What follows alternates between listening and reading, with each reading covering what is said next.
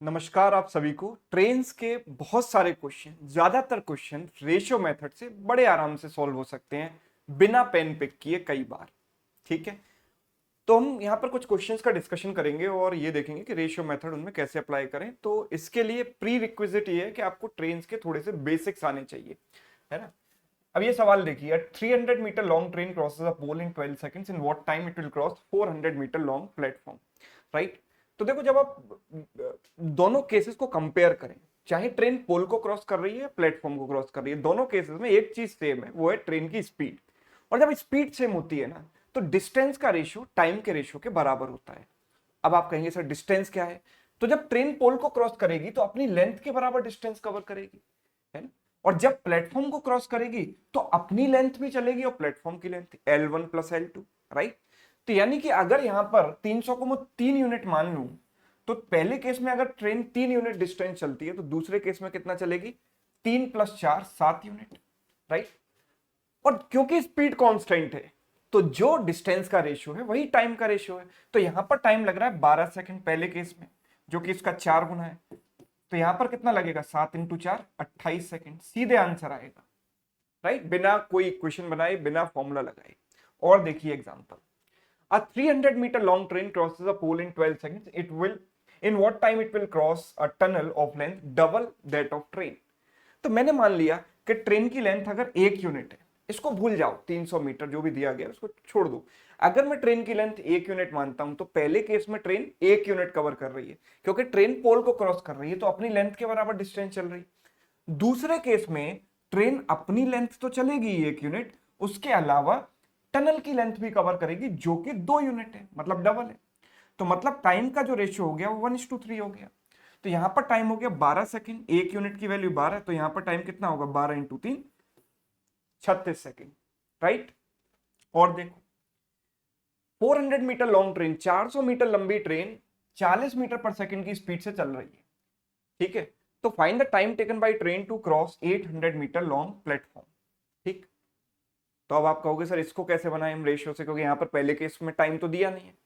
अरे, अगर टाइम नहीं दिया है तो पोल को क्रॉस करने का टाइम होता क्या है, ट्रेन की लेंथ अपॉन ट्रेन की स्पीड, है ना। तो पहले केस में जो ट्रेन है वो अपनी लेंथ के बराबर डिस्टेंस चलेगी। तो हम कह सकते हैं अगर मैं 400 को 1 यूनिट मानता हूं, तो 800 का मतलब 2 यूनिट हो गया, बिकॉज ये इसका डबल है।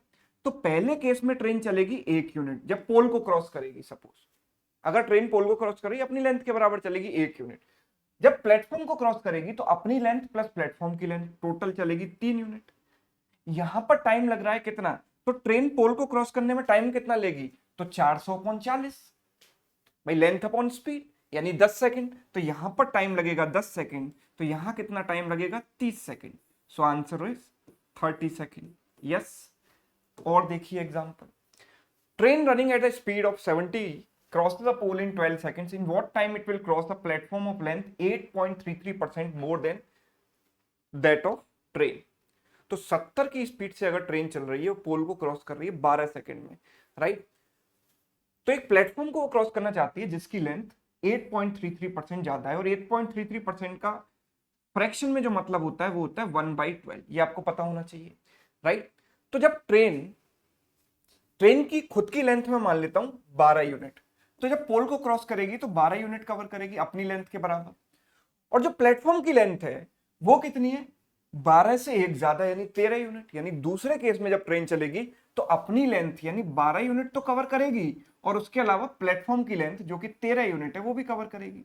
तो यहां टाइम का जो रेशियो आ गया 12 और 25 का रेशियो आ गया।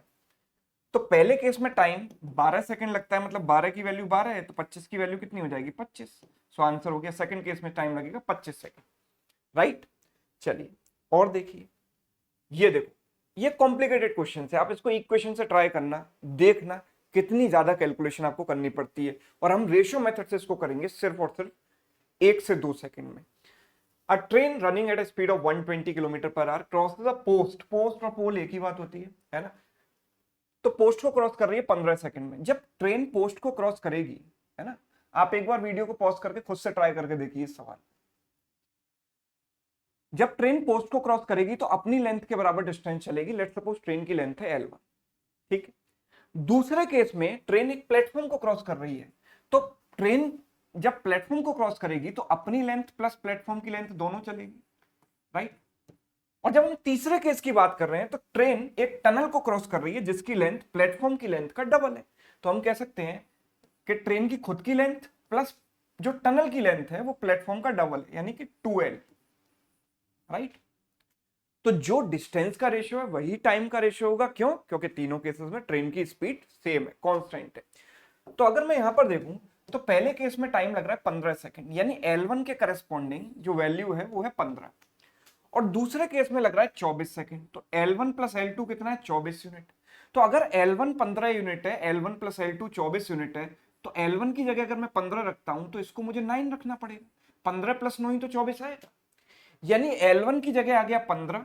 अब थर्ड केस की बात करें तो L1 की जगह कितना रखेंगे? 15 प्लस 2 टाइम्स L2 की जगह हम क्या रखेंगे? 9। तो 18 प्लस 15, मेरा आंसर सीधे सीधे आ गया 33 सेकेंड्स। ये मेरा आंसर है, कोई कैलकुलेशन करने की जरूरत नहीं, सिंपल रेशियो से बन जाए, खत्म। चलिए एक और देखो। A train crosses another train in 52 seconds traveling in same direction, while in 39 seconds traveling in opposite direction. Speed of faster train is what percent more than that of slower train? तो जब train एक दूसरे को cross कर रही है, चाहे same direction में क्रॉस करें या ऑपोजिट में क्रॉस करें, एक चीज कांस्टेंट रहती है, that is distance, which is what? L1 plus L2। दोनों की लेंथ के सम के बराबर हम डिस्टेंस लेते हैं, तो दोनों केसेस में क्या है? डिस्टेंस कांस्टेंट है। तो अगर डिस्टेंस कांस्टेंट होती है तो सेम डायरेक्शन या opposite direction and same direction, दोनों केसेस को अगर हम कंपेयर करें तो आप जरा ध्यान से देखें, यहां पर जो टाइम का रेशियो है, ऑपोजिट डायरेक्शन में टाइम लगता है कितना? 39, और सेम डायरेक्शन में चलती है तो क्रॉस करने में टाइम लगता है 52। ये टाइम का रेशियो है। तो टाइम का रेशियो क्या होता है ना, स्पीड के रेशियो का रिवर्स होता है, ये आप जानते हो। तो ऑपोजिट डायरेक्शन में जो स्पीड होती है वो S1 प्लस S2 वो नीचे आ जाएगी, और सेम डायरेक्शन में जो स्पीड होती है S1 माइनस S2 वो ऊपर आ जाएगी, ठीक है। तो रिवर्स रेशियो में आ गई दोनों। तो मैं 13 से काट दूंगा तो 3 बार कटेगा, 13 से काट दूंगा 4 बार कटेगा, ठीक है। तो this is 3S1 plus 3S2 equals to 4S1 minus 4S2, so we can say S1 equals to 7S2, ठीक है। तो S1 by S2 equals to 7/1, ठीक है। तो जो फास्टर ट्रेन की स्पीड है वो स्लोअर ट्रेन से कितना परसेंट ज्यादा है?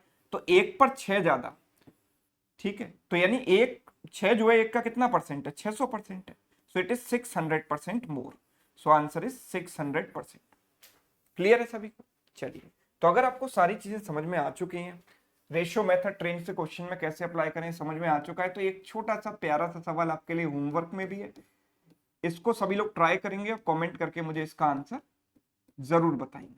ये सेशन आपको कैसा लगा ये भी जरूर कमेंट करके बताइएगा। अगर अच्छा लगा है तो आप दोस्तों के साथ इसको शेयर भी कर सकते हो, right. Thank you so much.